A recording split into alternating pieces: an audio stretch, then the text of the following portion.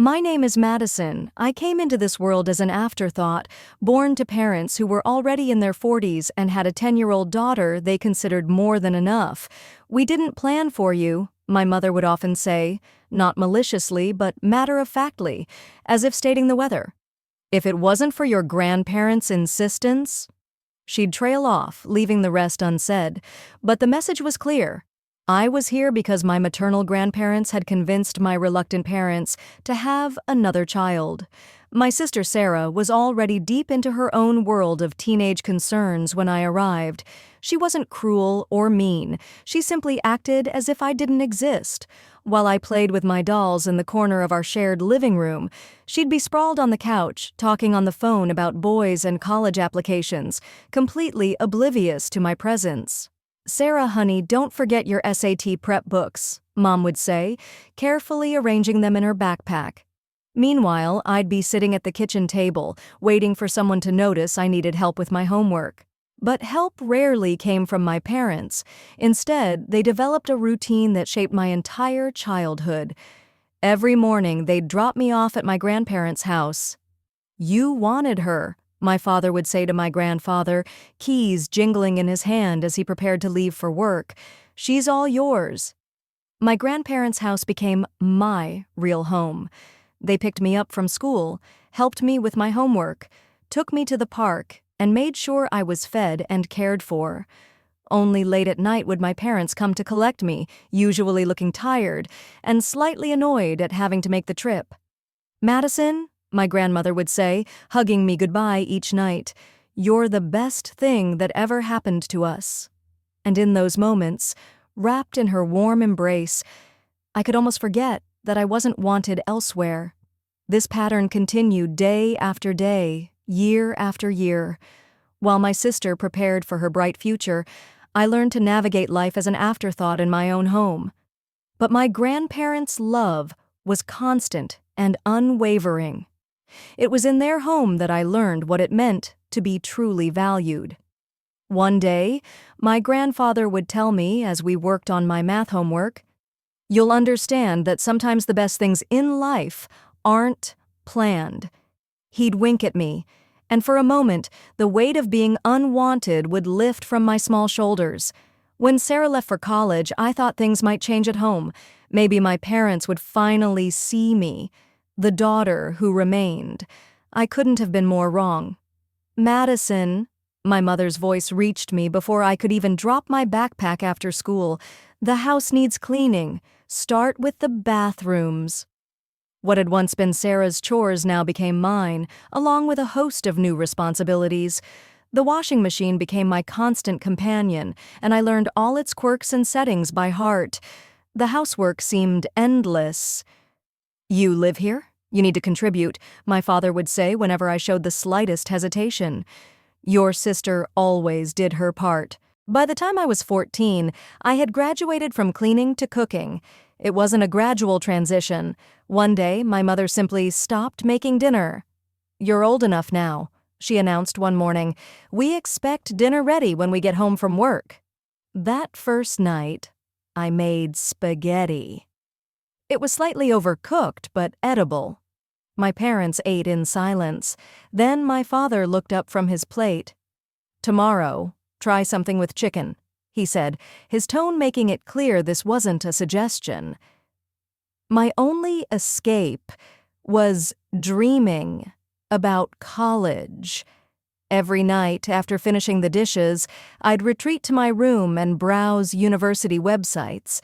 I'd imagine myself walking across different campuses, far away from the endless chores and cold silences. Then, when I was 16, Sarah came home with news that changed everything. She bounced through the front door one Sunday afternoon, dragging a tall, well-dressed man behind her. "Mom, Dad," she squealed. "This is James. We're engaged." You'd think someone had just announced they'd won the lottery. My parents literally jumped from their seats. My mother cried tears of joy, and my father was already pulling out his phone to call relatives. "We'll pay for everything," my mother declared, hugging Sarah. "Our first daughter's wedding has to be perfect." The wedding preparations consumed our house for months. Every conversation revolved around flowers, venues, and guest lists. Money seemed to flow like water: designer dress, premium vendors, top-tier everything. My grandparents attended the wedding but seemed uncomfortable with the extravagance. I caught my grandmother frowning at the ice sculpture that probably cost more than a semester of college tuition. My grandfather just shook his head at the champagne fountain, but they kept their thoughts to themselves. 2 years later, I sat at our dinner table, 3 college acceptance letters spread before me. After years of playing Cinderella while maintaining straight A's, I'd been accepted to all my top choices. My heart raced as I told my parents the good news. "That's nice," my mother said, not looking up from her plate. "But we can't pay for it. We spent all our savings on your sister's wedding, even took out a loan for it. There's nothing left for college." "But you paid for Sarah's college," I stammered. "That was different," my mother replied. "We saw potential in her." The silence at the dinner table was deafening. After my mother's words about potential, I sat there, acceptance letters suddenly feeling heavy in my hands, as my parents continued eating as if they hadn't just shattered my dreams. "You should get a job," my father said between bites. "Save up some money. Take out a student loan. That's what responsible adults do." I left the table without being excused, something I'd never dared to do before. My hands were shaking as I grabbed my phone and called my grandmother. Within minutes, I was walking through their familiar front door, tears streaming down my face.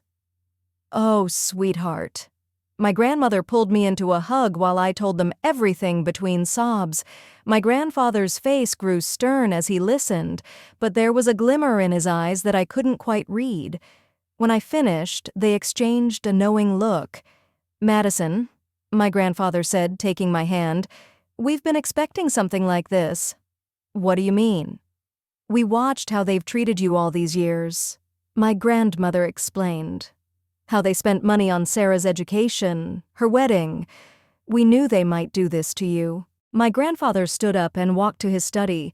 When he returned, he was holding a folder. "We've been saving for your education since the day you were born," he said, opening the folder to reveal bank statements. "You can choose any of those 3 colleges. We've got you covered." That night, I went home and packed my things. Not everything, just what I needed. My parents were watching TV downstairs and barely looked up when I told them I was moving in with my grandparents. "Whatever you think is best," my mother said, her eyes never leaving the screen. Was that relief I heard in her voice? The next few weeks were a blur of college preparations. I chose to study financial analysis. Somehow, watching my parents' mismanagement of money had sparked an interest in doing things the right way. My grandparents helped me with every detail, from filling out forms to buying supplies. When I finally started classes that fall, it felt like stepping into a new world. The material was challenging, but I loved every minute of it. Each class felt like a step away from my old life and towards something better. My professors noticed my enthusiasm, and soon I was staying after class to discuss complex financial concepts. For the first time in my life, someone besides my grandparents saw potential in me, real potential.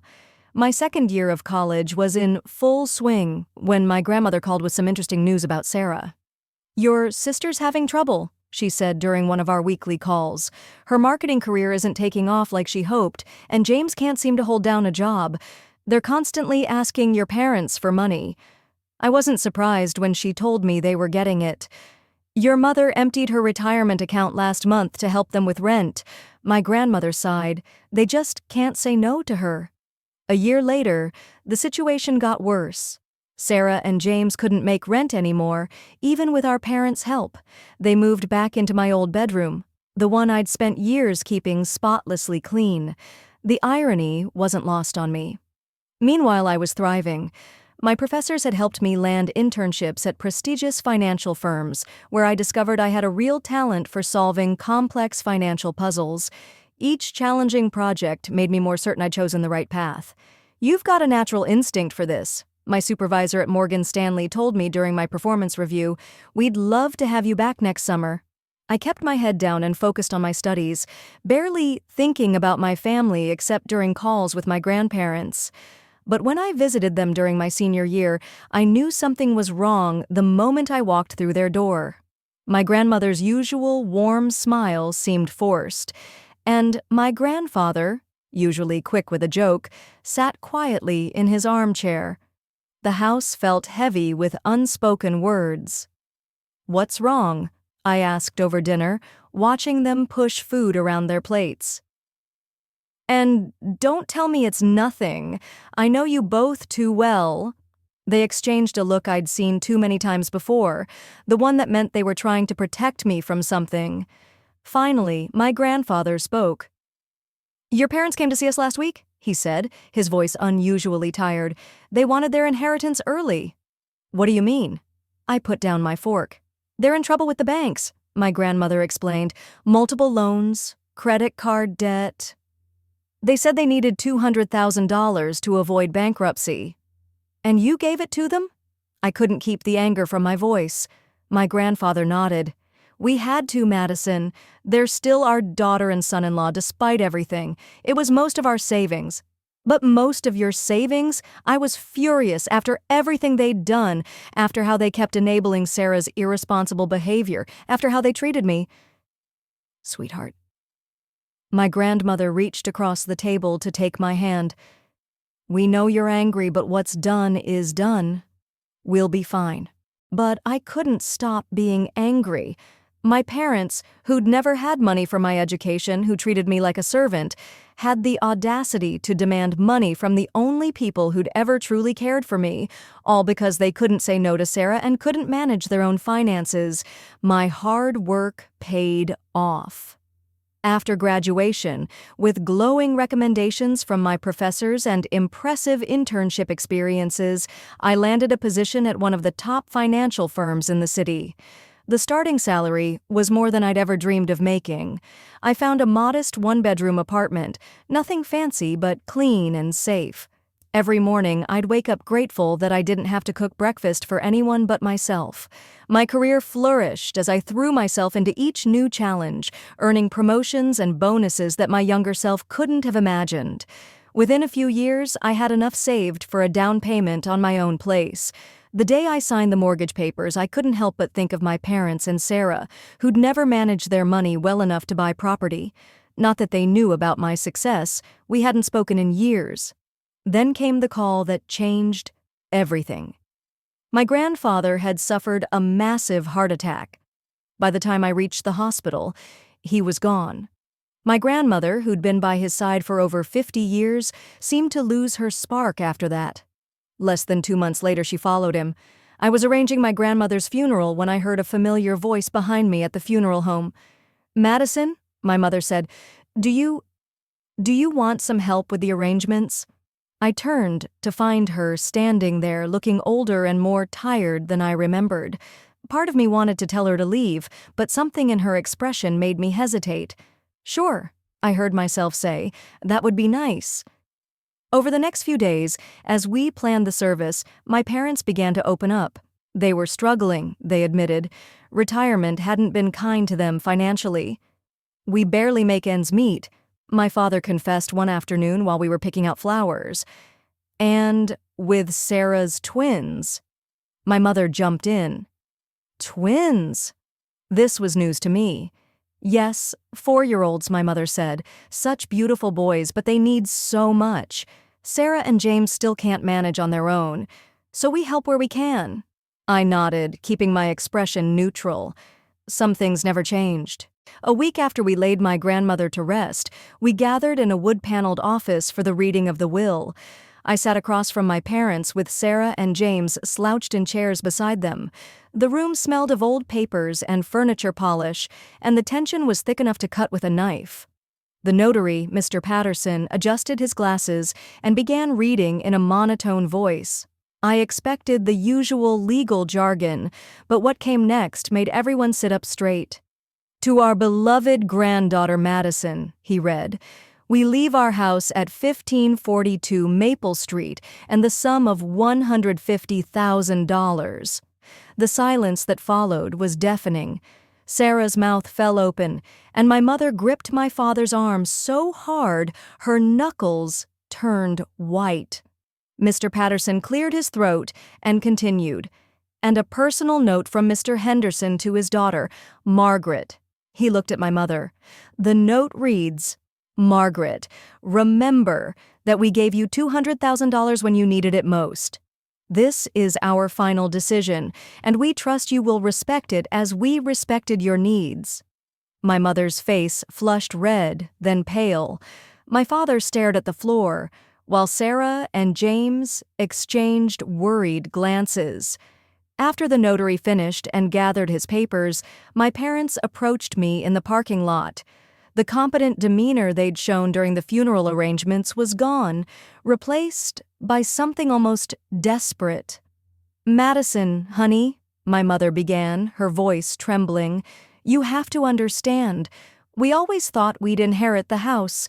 We were counting on it. We're struggling." My father added, running his hand through his gray hair, "The mortgage, Sarah's family's expenses. We could really use the house." I looked at them both, remembering all the years of neglect, the constant reminders that I wasn't wanted, the refusal to help with my education. "No," I said firmly, "the house is mine. That's what Grandma and Grandpa wanted." They continued pleading, following me to my car, but I stood firm. Sarah joined in, talking about how her boys needed a yard to play in, but I simply got in my car and drove away. A week later, my phone rang. It was my mother asking me to come over for dinner. Something in her voice sounded different, humbled perhaps. Against my better judgment, I agreed. Pulling up to my childhood home was like stepping back in time, except everything looked shabbier than I remembered. The paint was peeling, the gutter sagged, and the once pristine lawn was patchy and overgrown. Inside, the house was crowded but clean. Sarah's twins, Tommy and Jake, ran circles around the living room, while James half-heartedly told them to settle down. "Madison," my mother smiled, pulling me into an awkward hug. "We made your favorite, pot roast." "That's not my favorite," I said automatically. "That's Sarah's favorite." An uncomfortable silence followed, broken by my father clearing his throat. "Well, why don't you tell us what your favorite food is? We'd love to know." And surprisingly, they seemed genuinely interested. Over dinner, they asked about my job, my apartment, my hobbies. They actually listened when I talked about my work in finance, though I could tell most of it went over their heads. That dinner led to another, then another. Soon I was joining them for holidays, bringing gifts for the twins, even helping Sarah with their homework sometimes. When they mentioned the house needed repairs, I found myself offering to help. I paid for a new roof, fixed the heating system, repainted the exterior. Each time I wrote a check, my parents would tear up with gratitude. "You're too good to us," my mother would say, hugging me. "We don't deserve this." "You're right," I would think but never say aloud, because despite everything, despite all the years of hurt and neglect, some small part of me still wanted to believe people could change. The years passed and my career continued to flourish. Each promotion brought new opportunities, and my investment portfolio grew substantially. Meanwhile, my relationship with my parents seemed to strengthen. They were getting older. Both were over 70 now, and I found myself wanting to do something meaningful for them. "I've been thinking," I said during one of our Sunday dinners, watching my father struggle up from his chair. "This house isn't really suitable for you anymore. I want to buy you a new house, something single-story with a nice garden but easier to maintain, something that would be comfortable for your retirement years." Their reaction surprised me. Actual tears of joy. We spent the next few weeks house hunting together and finally found the perfect place, a beautiful ranch-style home in a quiet neighborhood with wide doorways and no stairs. After closing my checkbook, my parents couldn't stop talking about how excited they were. "We need to have a proper housewarming party," my father declared. "Let us arrange everything. It's the least we can do." "That would be lovely," I agreed, planning to present them with the deed during the celebration. "Just let me know when." Weeks passed. I was busy with work, but I kept expecting an invitation. When nothing came, I started asking about the date. "Oh, we're still planning," my mother would say. "You know how these things take time. We want it to be perfect." My father would add, "We'll let you know soon." Something about their vague responses niggled at me. One evening, after another deflecting phone call from my mother, I found myself typing Sarah's name into Facebook. I hadn't looked at her profile in years. We weren't connected on any social media. There it was, posted just hours ago. "So excited for Mom and Dad's housewarming party this Saturday. The house is gorgeous. Can't wait to celebrate with everyone."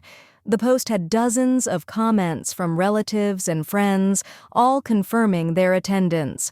Photos showed decorations being set up, caterers being booked. This wasn't a last-minute gathering. This had been planned for weeks. My hand shaking slightly, I called my mother. "Hi, Mom." I kept my voice casual. "Just checking in about the housewarming party. Have you set a date yet?" "Oh, honey, not yet," she replied smoothly. "Probably in a couple of weeks. We're still working out the details. We want everyone to be able to come. Everyone except me, apparently." That Saturday, I parked my car a block away from the house I bought. Music and laughter drifted through the evening air. Through the large front windows, I could see dozens of people milling about. Relatives I recognized, friends of my parents, Sarah's social circle. The front door was unlocked. Of course it was. They were expecting everyone except the person who actually owned the house. I slipped in quietly, following the sound of my father's voice to the living room. "And after all these years of hard work," he was saying to a group of attentive listeners, "we finally did it. Bought our dream home." "Don't forget about Sarah," my mother added proudly. "She helped so much with the down payment. Such a wonderful daughter, always taking care of her parents." Someone commented, "Unlike some people." My mother said pointedly, "You know, our younger daughter hasn't helped us at all. Probably too busy with her career to care about family." I stood in the doorway, heat rising to my face as I watched this performance. Sarah beamed beside them, her 7-year-old twins running between the guests in the house I bought. "Actually," I said loudly, making everyone jump, "I think you've got that backwards." The color drained from my parents' faces. Guests turned to stare at me, whispers rippling through the crowd. "Madison," my father recovered first, his smile tight. "What a surprise." "I'm sure it is," I replied, stepping into the room, "especially since you forgot to invite me to the housewarming party for the house I bought." Dead silence fell over the room. Sarah's husband suddenly became very interested in his shoes. "Well," my mother's voice had an edge to it, "what's done is done. You bought it, yes, but it's ours now. You can't expect eternal gratitude." "That's right," my father added, gaining confidence. "And frankly, you're not welcome here. This is a family gathering, and Sarah and her family will be living here too." My mother announced, "They've already sold their house. It's all arranged." I couldn't help but laugh, a cold, harsh sound that made several guests step back. Reaching into my bag, I pulled out a folder. "You seem to be confused about something," I said, opening the folder to reveal the deed and ownership papers. "This house belongs to me. I never signed it over to you. I was planning to give it to you tonight at what I thought would be a proper housewarming party." My mother's face went from pale to ashen. My father started to sputter. "And now," I turned to address the stunned guests, "I'd like everyone to leave. This is my house and the party's over." "You can't do this." My mother's voice rose to a shriek. "We're your parents." "No," I said quietly. "You're just the people who gave birth to me. My real parents, my grandparents, taught me that family means more than blood. They also taught me about finances, which is why I own this house and you don't. They left in tears. My parents, Sarah, James, the twins, and all their guests. I watched from the front porch as they drove away, one by one, until the street was empty. After a few weeks, I learned they'd used the money from selling their own house to buy an apartment. Sarah, James, and the twins moved in with them. They tried calling me for weeks, but I blocked their numbers, their emails, their social media accounts. The house? I sold it a month later and put the money in my account. Someday, I'll have my own children, and I promised myself they'll never have to earn my love or compete for my attention. Unlike my parents, I'll love my children equally and unconditionally, the way my grandparents loved me.